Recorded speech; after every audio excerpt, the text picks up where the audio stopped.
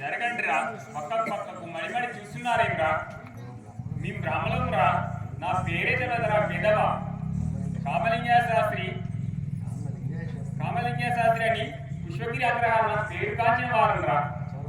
ఆచారవంతుడను. చతుర్వేద పండితులారా, వేదకాయ జంగల శాస్త్రిరా,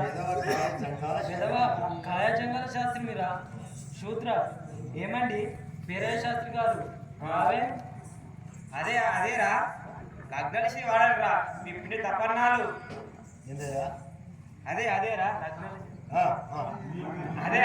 లగ్నలిసి వాడరా మీ పిండి తపన్నాలు బిడ్డ. మీ పిండి తపన్నాలు నన్ను పెళ్లి పిలిచారు. నన్ను పెళ్లి పిలిచారు పిలుస్తారు. స్వామి మంత్రాలు జరుగుతున్న మాటలే పిండ తర్పణాలు పెట్టించేవాళ్ళవా?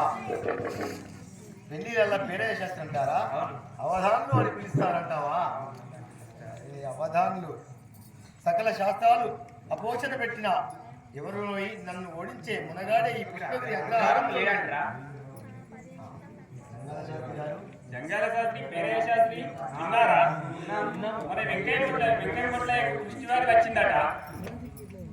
అయితే వారిని బ్రహ్మంగారే బాగు చేసినాడట. అతడు తీర్థయాత్రలు తిరిగితే కర్మ పక్వమైపోయిందట. అందువలన ఆ వ్యాధి తొలగిపోయింది.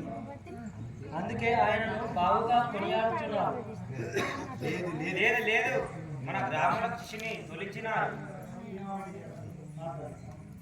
అటులైనా అతను మన ఊరికి వచ్చిన తర్వాత అతనిని తర్క వితర్క వాదనలచే అతన్ని ఓడించి మన ఊరి నుండి వెళ్ళగొట్టిన పదాన్ని.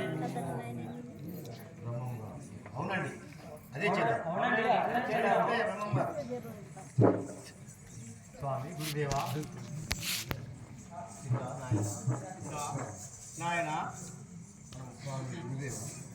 మనము పుష్పగురు నీటి నుండి అగ్రహారం నుండి కందిమల్లయ్య పల్లెకు పోదాం కదా. పదము పోదాం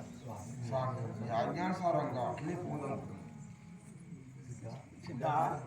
అగ్రహార బ్రహ్మణులకు స్వాముల వారు విచ్చేయనున్నారని చెప్పుము కదా. సరే సార్.